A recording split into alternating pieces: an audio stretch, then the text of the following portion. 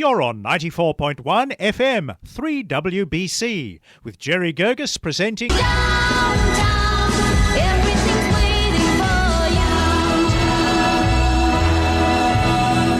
Downtown. And now here's Jerry Guirguis, 94.1 FM, 3WBC, the voice of the Inner East. Hang around and let your problems surround you. There are movie shows downtown. Maybe you know some little places to go to where they never close.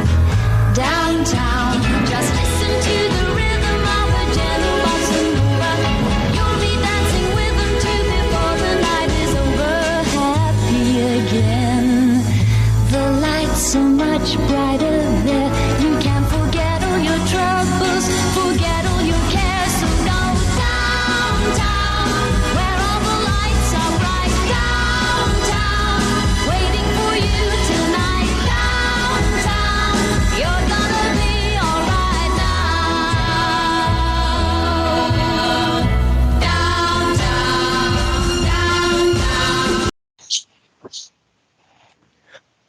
Good evening.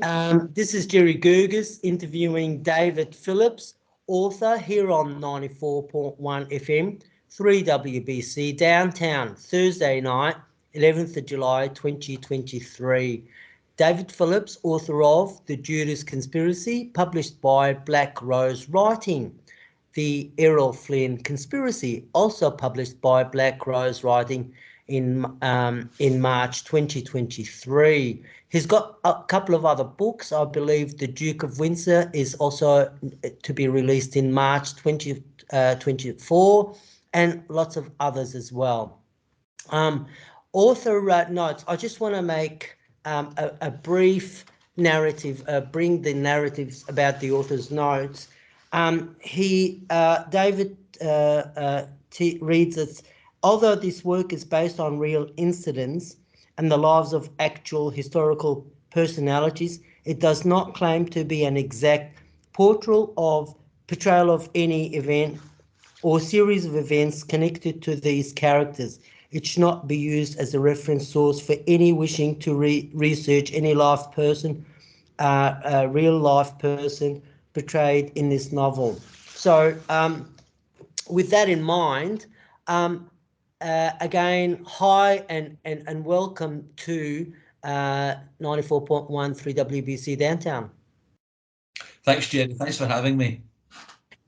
Now, I just have to say this, conspiracy novels and all set against the backdrop of World War II involving actual historical events and real personalities from that period. Before we get into all of that, let's hear you about why you're stuck writing all these conspiracy novels. Okay, so my first novel, the one you mentioned, the Judas Conspiracy, it's actually a novel about the JFK assassination, which happened, of course, in 1963. Right. Now, when I was researching information for that book, we're going back now to about 2004, 2005, around about that period. When I was researching material for the Judas Conspiracy, I came across a lot of other information that I wasn't looking for, but it just popped up. And I thought, hey, that looks great. So I took notes at the time, and I thought, well, if I ever finish this Judas Conspiracy, then it gives me other material to make books with. So that's really how it all started. And the next book that I after I finished the Judas Conspiracy, my next book actually hasn't been out yet. That was the Charles Lindbergh book, but for various reasons we didn't go ahead with that one at the time. So, but we did the Errol Flynn Conspiracy instead. But this really all started from when I was researching for the Judas Conspiracy. That's how it all took off. Now, David, I hope you give me some license to call you Dave. Is that okay? Call me anything you like, except wait for supper. The Errol Flynn Conspiracy wasn't your first successful book, of course. Tell us what got you thinking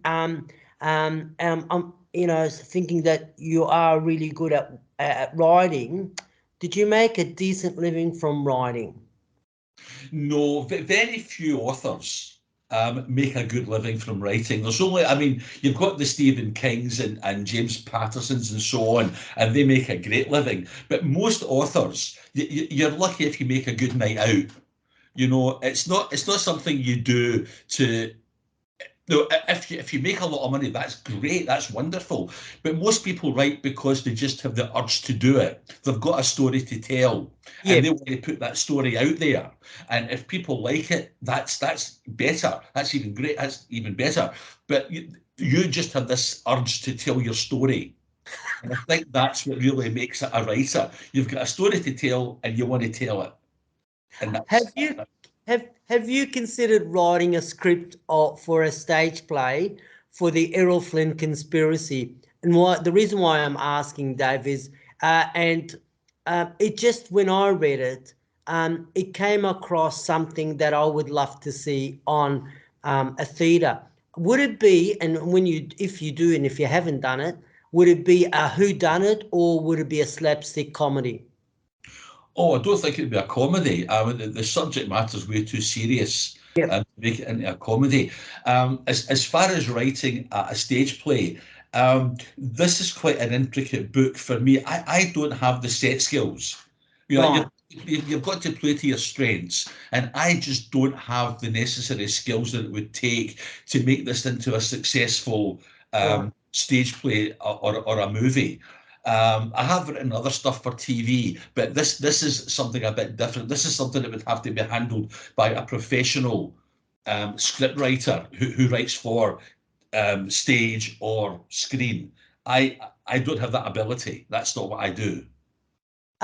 Dave, if our listeners who haven't come across the book, the Errol Flynn Conspiracy, in a nutshell, can you just give us an outline so that our next questions people can understand where I'm coming from? Okay, so most people have heard of both Hedy Lamarr and Errol Flynn, that they're iconic characters that most people have heard of in the context of acting back in the 40s and the heyday of Hollywood back in the 40s and 50s. But what a lot of people weren't perhaps aware of so much is that Hedy Lamarr, as well as being a very beautiful actress, she was also highly intelligent. She had a very high, well, they didn't measure intelligence by IQ back in her day, but if she were to have had an IQ test, it would have probably been somewhere in the region of 150 to 160. She had a very high IQ. And she made a lot of inventions and things. And she immigrated to the United States in 1937, I think it was. And of course, she was appalled by when the war started, and she was of Jewish extraction, although she didn't practice her religion. But it appalled her to see what was happening over in Europe. And she decided to get involved and do something about it. The incident that triggered her reaction really was the sinking of a ship by the German U-boats. This was a ship that was carrying children to safety from Britain over to Canada. And it had all the markings of I think it was Red Cross markings, and it was obvious that this wasn't a competent ship, but the German U-boat sank it, and about 100 odd children drowned in this incident. And this was this event above others triggered something in Hedy that she decided she had to do something about this. She couldn't allow this to continue happening. So she put her mind to the best way that she could contribute towards although America was in the war, but she just wanted to find a way that she could contribute to helping the Allied war effort. Yes. So she came up with this idea about blocking German signals that were blocking Allied torpedoes from hitting their targets. Right. Yes. Now, the question I have now that our listeners got the story, Hedy Lamarr and the other character, George Antheil. Yeah. Now, they had a practical solution to keep a warship transmitting signal correct and guide the torpedoes to hit the enemy submarine. They had this concept, but both went out searching for a techo to help them build this electronic circuit. Then we read this techo called Sam McEwen. Yeah. The techo. Now, when he accepted the little project, he said, I want no recognition for building this electronic circuit device. Why? Okay, because Sam McEwen, or I'm not quite sure how you pronounce his name, but Sam McEwen also, as well as working for Hedy and George Antheil, he did other work for other US intelligence agencies. Right. And he didn't want his name to be out there in the open because he felt that could compromise anything else that he was involved in for the US government. So he just wanted to keep a very low profile. He was happy to help Eddie, happy to help George, happy to do that, but he just didn't want to be the public face of it because of the other work that he was involved in for the Allies. And Right.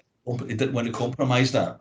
Yep. So, like I said, between Heidi and her friend George, they came up with the practical solution, and they got Sam the techo to build this electronic circuit device. So, and it was, and as I understand it, the device and the theory behind the instrument was that the signal that's been transmitted by the British or the Allied ship, it would keep the torpedo on track, on guide to hit the submarine, because what the Germans were kept on changing the frequency and offsetting the torpedo to somewhere else. Well, that's right. Once the Germans locked onto that frequency, they could then divert that torpedo away from its intended target. Yes. So Hedy came up with this solution that would keep changing the frequency on its way from once it was launched from the ship to its target. The frequency would keep changing, so the Germans would never get a lock on that frequency because it would be constantly changing. Right. Okay. Yep. I understand. Yes, I understand. Oh, that's very smart. Very, very smart. Why would in your book, there's a passage where President Roosevelt, good old President Roosevelt, personally requests from the Postmaster General to have Errol Flynn's mail intercepted. Now, after all, Dave, this is the President of the USA. And this is a situation of national security. I just can't see a high-calibered officer wanting to speak to a Postmaster General to intercept mail. This is of national security. Right. Okay. Now you have to bear in mind that this is a novel, so I've had to take a bit of license here. Okay. But the point is that although FDR was the president, you're absolutely right, he couldn't be seen to have dictatorial powers. You know, he had to go through the motions. He wasn't Hitler, who could just do whatever he wanted. He was the boss, and everyone did what he said, or he would be shot and killed. Roosevelt was much more democratic, so he had to go through the motions of doing this properly so that he couldn't be accused of being another Hitler, of just dictatorial. That's why he had to go through Frank Walker, his Postmaster General. Now, there was no way that Frank Walker was going to refuse what Roosevelt was going to ask him to do, but he just had to be seen to go through the motions. So that's why he went to Walker and got Walker to do it. Very good point, Dave. Why, the next question, if I may, and I'm sorry if I'm asking a different kind of question, but why was Heidi Lamar or Hedwig Keisler or Mrs. Mandel? Can I just call it? Yeah, it's actually Hedy. It's actually Hedy Lamar. Hedy. Yeah. She was married 5 times, but the question is, why was she so fixated on Errol Flynn and not the killer in the book, which was Herman Urban? Yeah, okay. Well, first of all, to correct you, Hedy was actually married 6 times. Uh, there was a rumour that she got married so often because she liked wedding cake, but I don't know if that's, I'm not sure if that's true. Now, Yeah.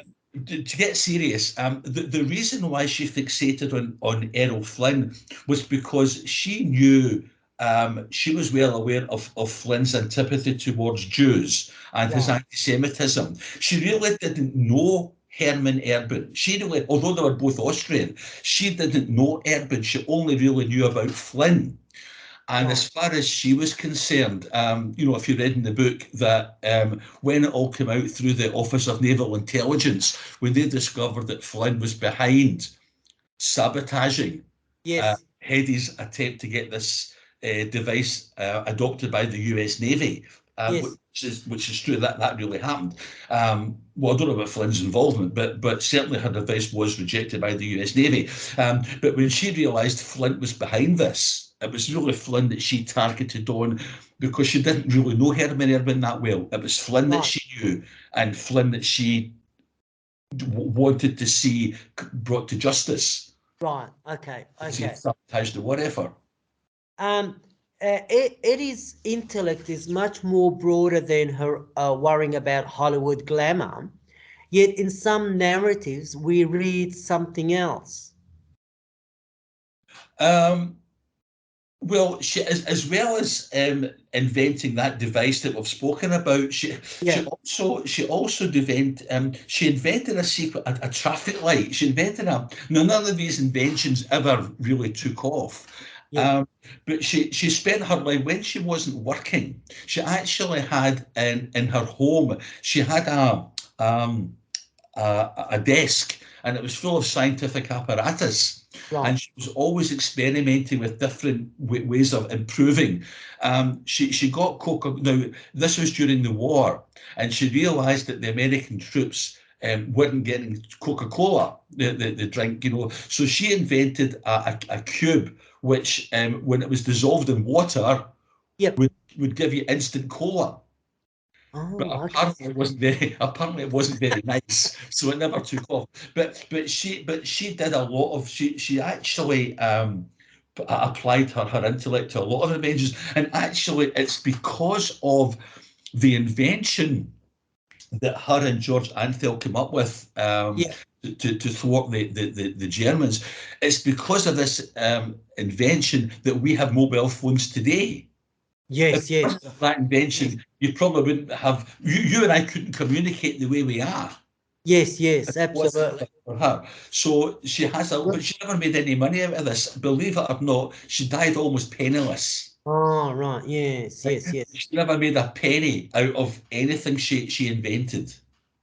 She was the first um, um, um, person that she married, an Austrian. He was very, very wealthy. From the book right at the beginning of the chapter, it talks about Herr Mandel, and how wealthy he was because he had an ammunition factory. Yeah, And that's it. Yeah, yeah.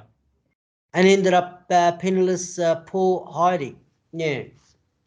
Yeah, well, she left him. He was a very much a controlling, Yep. he was a bit of a control freak, and he made her life intolerable. Yes. Yeah. Allow her. Once she married him, he wouldn't allow her to act. He was so paranoid that another man would look at her and take her away from him that Yeah. he almost confined her to the house. Or they lived in a very large like castle, and she had a lot of ground, and Yes. he allowed her to ride her horse within the grounds of the castle. But that was anytime she went out anywhere, he made sure that his manservant or somebody went with her. He wouldn't allow her to go out on her own because he was that's how controlling this man was. Yes. So you can imagine that you can only tolerate that for so long. Correct. Yes. And Absolutely. Yes. so she left him. Yeah, especially a high-profile, glamorous actress in that time. Yeah. She's got the capacity and also the intellect to see the bigger picture. But I do like how in the book you set up the tentacles of the espionage around the world, in that there was this person connected to that person who told that person. I really love that, because for what it says, it is the ground level truth of spies or espionage. Yeah. Yeah, it's okay. When you start an espionage network, this doesn't happen so much now because we're talking about 80 years ago. So technology was all different then. Yes. But back in those days, back in the 40s, and 50s even, you had to have a lot more boots on the ground, because you were relying on the people that you recruited to be your eyes and ears.